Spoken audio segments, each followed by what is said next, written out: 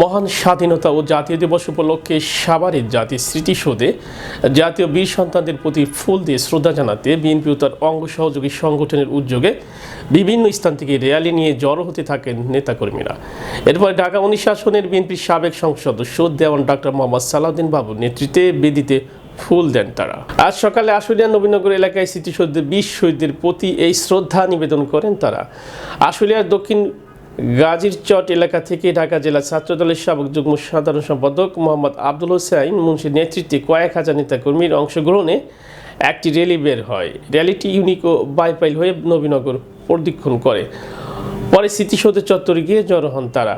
আশুলিয়া থানা ছাত্রদলের সাবেক নেতা মোহাম্মদ উসমান গনি, আব্দুল আলিম, রুল নমিন, দামসোনা ইউনিয়ন 7 নং ওয়ার্ড ছাত্রদলের সাবেক সভাপতি মোহাম্মদ আনোয়ার হুসাইন, সাবেক সাধারণ সম্পাদক মোহাম্মদ শাহিন ভান্ডারী ও সাবেক সাংগঠনিক সম্পাদক মোহাম্মদ জাহিদুল ইসলাম সহ অন্যান্য নেতৃবৃন্দ এই র্যালিতে অংশগ্রহণ করেন। দীর্ঘ 17 বছর পর এই প্রথম প্রাণ খুলে আনন্দের সহিত স্মৃতিসৌধে এসেছি বিজয় দিবস উদযাপন করার জন্য। আমরা পূর্বেও এসেছি, কিন্তু আমরা বাধা বিঘ্নতার কারণে আমরা মন খুলে আমরা বিজয় দিবস উদযাপন করতে পারি নাই।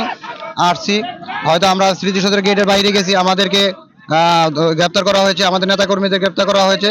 এই প্রথম দীর্ঘ 17 বছর পর আমরা স্বাধীনভাবে বিজয় দিবস উদযাপন করছি।